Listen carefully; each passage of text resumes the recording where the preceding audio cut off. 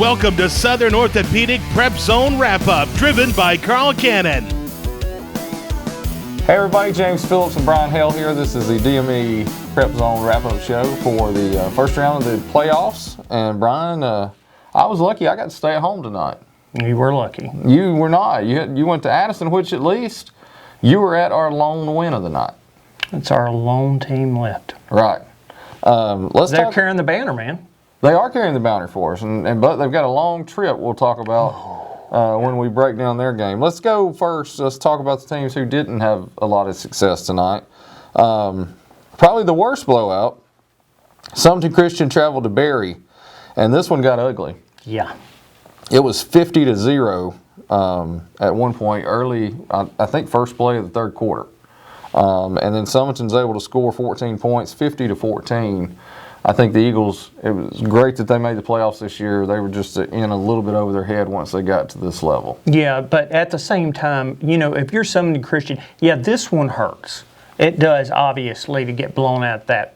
But you take in the fact that, look, the past two seasons you were 1-9. Right. This season you've made a great comeback, had some excellent games at home.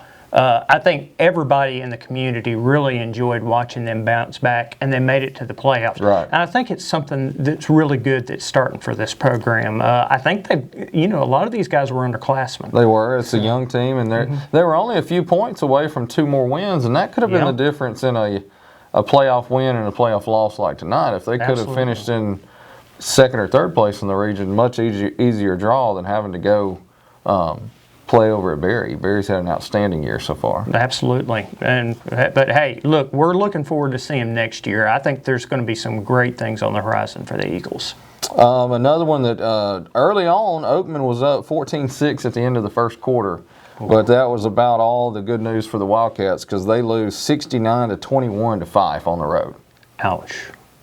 Ouch. Well, and we know what kind of weapons Oakman has, but Fife, they have not lost since, I believe it's August of 2018.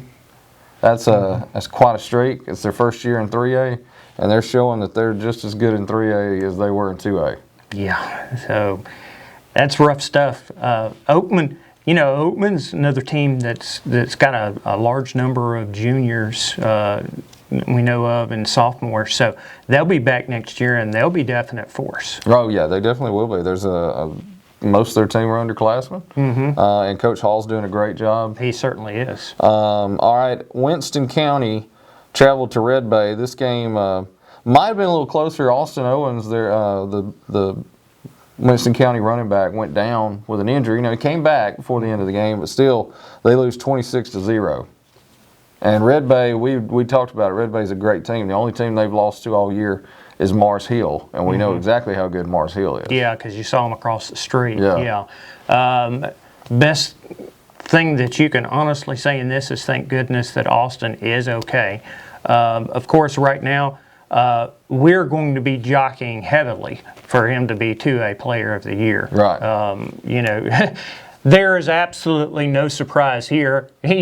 I don't see anybody that's going to supplant him for the PrepZone Running Back of the Year. Right. No way. Right. But we're going to be heavily laboring for him because he's just had a stellar season. Definitely so, and stellar career at Winston County. Absolutely. And, the Yellow Jackets, that's another good turnaround story. Like we talked about Summerton Christian, Winston County winning as many games as they did this year really showed us what they had, and that's that's a tough place to win sometimes. Yeah, it is. And to finish the way they did, hats off to Winston County.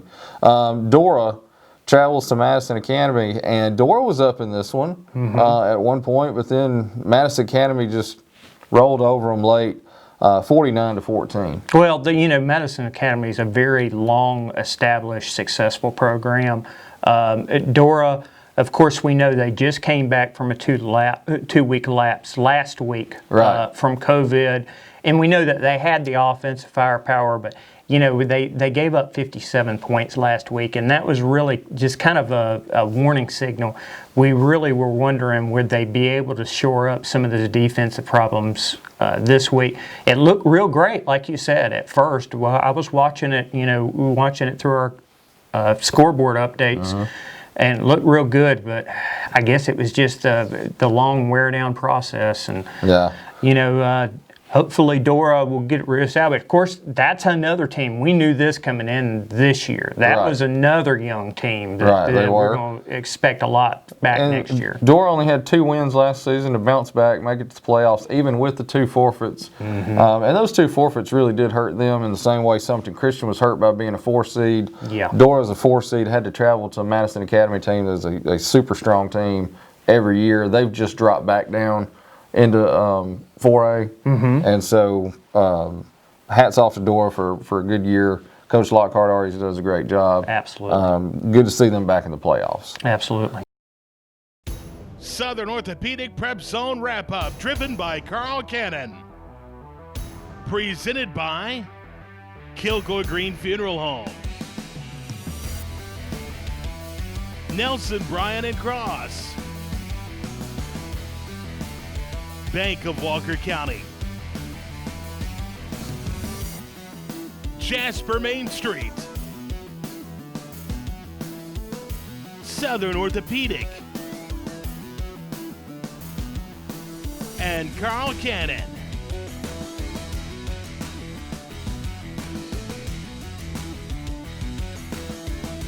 All right, now what we would call our game of the week this week, really because they were the only team at home. Addison hosts Colbert County. You were at that game. Addison wins 22-15. What was the difference in the game?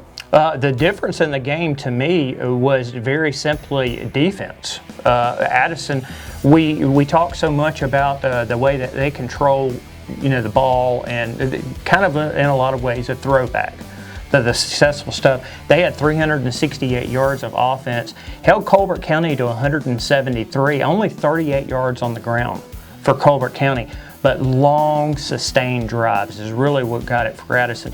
This game was kind of bookend. We saw a whole lot of activity in the first quarter, and then we saw it from maybe about, I'd say, the last few minutes of the third quarter all the way to the end of the fourth quarter. There was a whole lot of activity in those. In between, not much. Not much at all. But Addison, it was tied at 15-15, and the last 1 minute and 30 seconds of the game, they score the go-ahead touchdown, hold off on defense with Colbert County within the 20-yard line, hold off, and they preserved the victory. But boy, where they have to go next, they have got a trip. Yeah, it's going to be a long trip. And it's also the team that put them out of the playoffs last year in the first round, which is North Sand Mountain. It's what, 20 miles from Chattanooga? Yeah, 26 miles from Chattanooga. You're right up there in the corner of the Georgia-Tennessee line. So believe me, I used to live in Fort Payne. I know that area relatively well. You could take the interstate, or you could drive up through Boaz, Coleman, that a long way. It's about a 4-minute difference, one way or the other. It's a long haul. Well, and you know what Sand Mountain's most famous for, right? Snake handling churches. Snake handling churches. There was a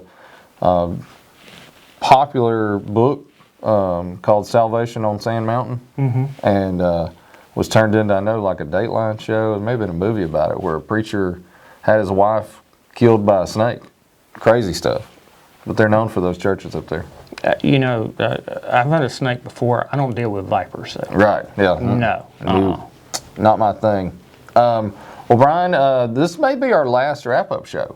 It could very well be. Because next week, with only one team, we probably won't do a show. We will be going to Addison this week. We'll do a game time show to preview their game, talk to their coach, talk to a few of the players, and get everybody ready for the game. But this has been a great season.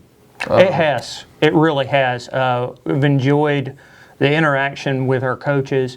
This week, yesterday, we got to meet for the first time with Coach Houston Powell of Meek, which they were a couple of plays last week of having a 2-win season. Meek hasn't won a game in a couple of years. So that's already a lot of enthusiasm. I really enjoyed talking to him. I think Meek could be a building program in the next couple of years.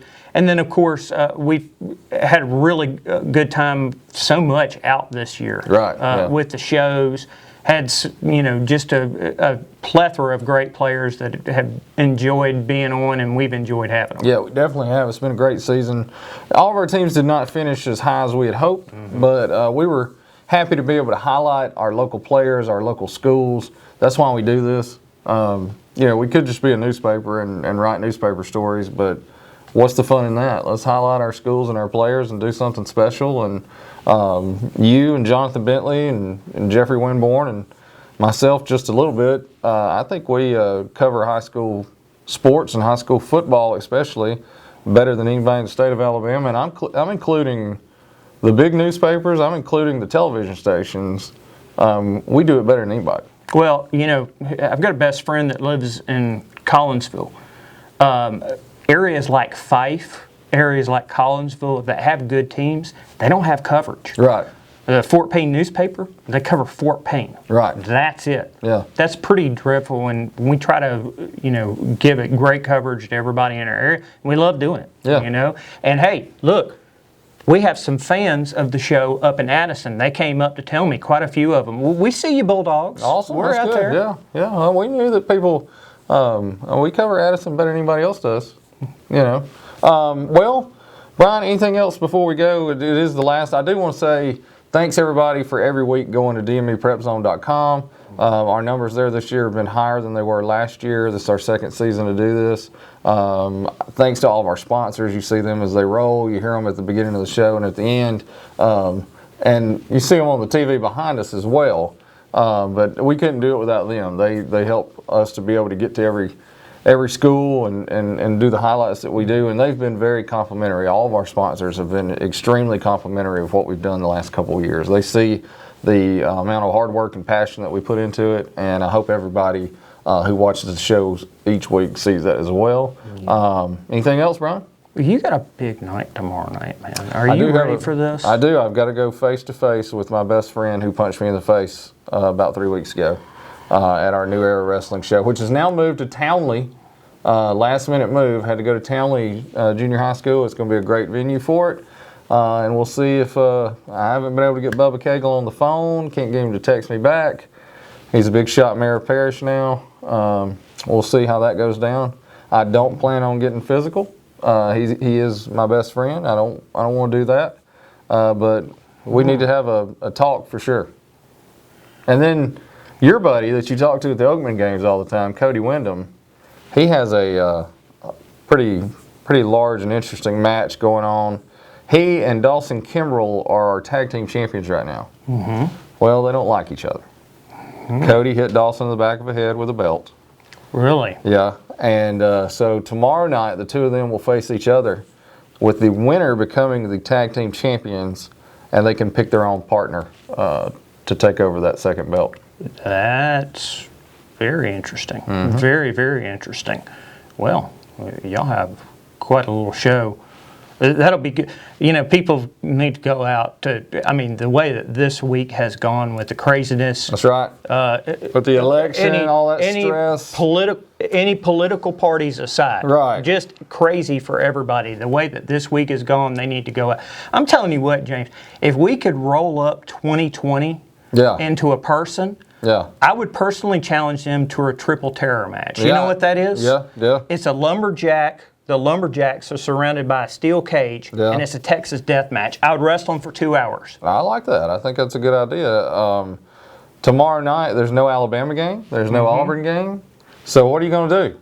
You're going to come to Townley and spend $10, and it's the best $10 you've ever spent. Whether it's the wrestling action that you like to watch, or you like to watch the other fans in attendance. All of it's entertaining. I've got to be a Georgia fan tomorrow, and I'm not really that happy about it. I'm going to be using sanitizer really well afterwards. You didn't look at my picks, did you? No. I picked Florida. Well, you look. I've always said when it comes to the limbs, you pick, who you feel is going to win. Your personal prejudices aside. Right. But I don't feel too good rooting for Georgia, but it's just like when Florida plays Tennessee, even I have to bury myself for that. Yeah. Well, Jeffrey, you got anything to say behind the camera? Jeffrey's just saying no. But he's the one that makes this happen every week. Brian and I, we just sit here and we look good. That's all. Well, I look good. I mean, Brian looks pretty good sometimes, right? Do you have some drink around here? I mean, like that? I told you I was at home before I came over to film this. So, Jeffrey's the one he's the important one. He films it, he edits it, he comes up with all the graphics and stuff. We just talk about the games. And, you know, he roams around on the sideline and grabs the great videos. Gets the footage. And I just hope that, you know, he's got really good agility. Yes. I just hope some players don't careen out of sight for middle of the night. The only thing that tends to trip Jeffrey up is typically a chair at the wrestling matches. It's usually a chair at the ring announcer's table, because he also films those and edits those. And you can see him just roaming around the ring, and all of a sudden you'll just see him go down, and it was typically the ring announcer's chair that he continuously forgets. Or I think I've seen him trip over the steps maybe one time. See, it's not very heroic. I mean, a stationary chair. Now, if he were to get tripped up by somebody hitting him with a chair, now that would be heroic. No, this is just an inanimate object that seems to jump out in front of Jeffrey sometimes. But he does a great job even if he falls. That's even scarier when an inanimate object jumps out in front of you. Yeah. So, okay, everybody, thanks for joining us for the last, 12 weeks now. Thanks for tuning in each week. And definitely say something to our sponsors. Let them know how much you enjoy this, so we keep bringing it to you every high school football season. And we keep getting better every year. We want to improve what we do. And like I said earlier, we want to be the best. Why do it if you're not the best? Absolutely. All right, guys, until next football season. Well, you'll see us next week on Game Time, and we'll probably have Jonathan Bentley with us, unfortunately. So until Game Time next week, for Brian Hale, I'm James Phillips. We'll see you then.